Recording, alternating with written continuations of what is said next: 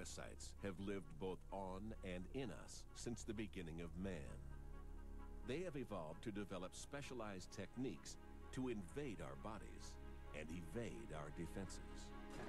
While medical advances have bolstered our ability to detect and treat parasitic infections, the parasites continue their quest for shelter and sustenance within us.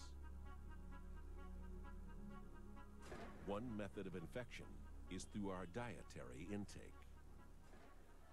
Imported foods have played a significant part in the increase of parasitic infections in the U.S. Today, after the agricultural revolution, and of course with rapid transit, the ability to ship products from one place to the other in less than 18 hours. Parasites can come to us now. We don't have to go to them any longer.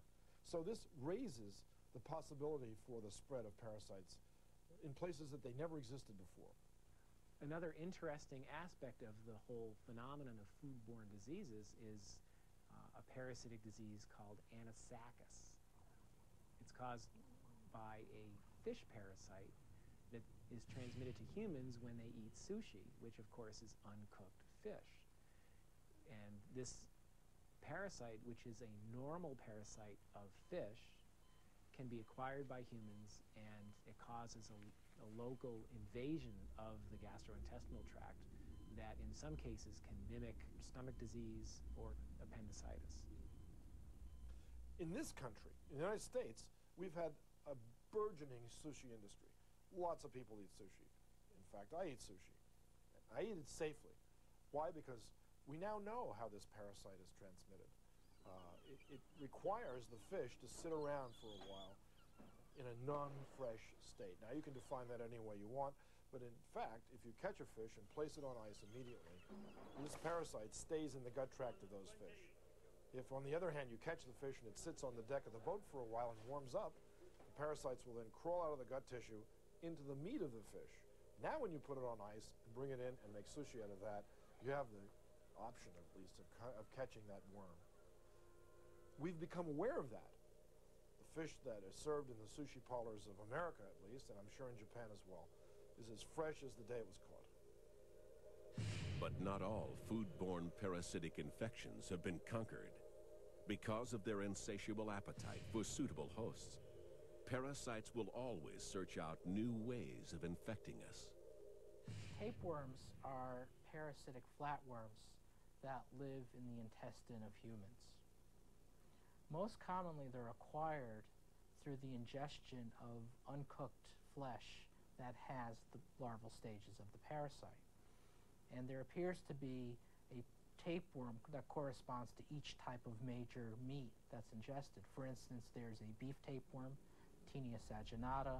There's a fish tapeworm known as Diphyllobothrium latum. There is a pork tapeworm named Taenia solium.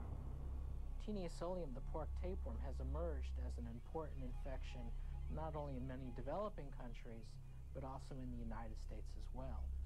The parasite is particularly prevalent in Central America and in Mexico.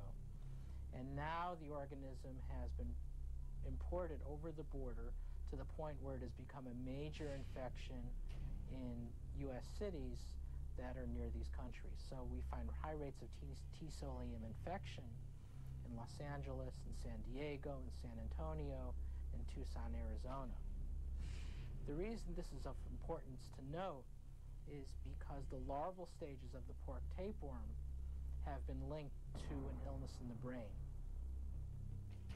There is a syndrome associated with Taenia solium known as neurocysticercosis that has now become one of the leading causes of epilepsy among children living in these cities in the southwestern United States.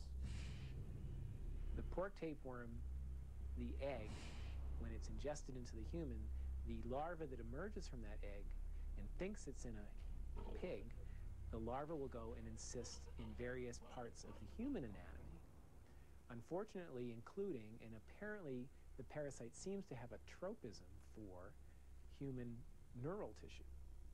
So you can get cysts in the brain, you can get cysts in the eyes, you can get cysts in the musculature as well.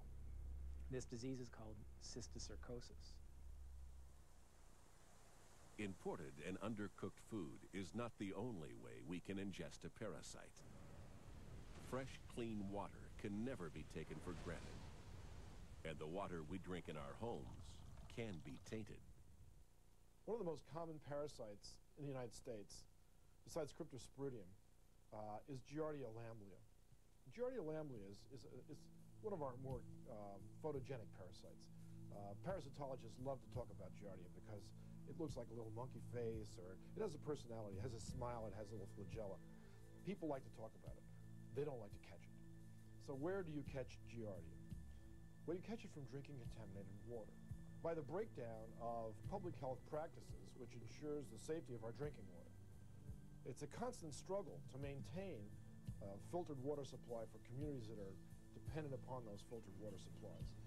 In reservoirs, for instance, or in natural bodies of water, they have a real problem ensuring the fact that Giardia lamblia doesn't enter their drinking water supply. And any time the filtration system fails, you can get outbreaks of Giardia. It's well known that Giardia cysts can survive chlorination, especially if the chlorination is not being done to adequate levels. So there have been large waterborne outbreaks of giardiasis in the United States associated with either malfunctioning or poorly designed municipal water supplies. The diarrheal disease caused by Giardia is somewhat different than the usual diarrheal illness because of where the parasite lives in the human host, and the fact that especially in heavy infections, the parasite actually adheres to the walls of the small intestine. But generally speaking, it can be treated with antibiotics. While giardiasis may cause us temporary discomfort, waterborne disease in the tropics can bring crushing illness.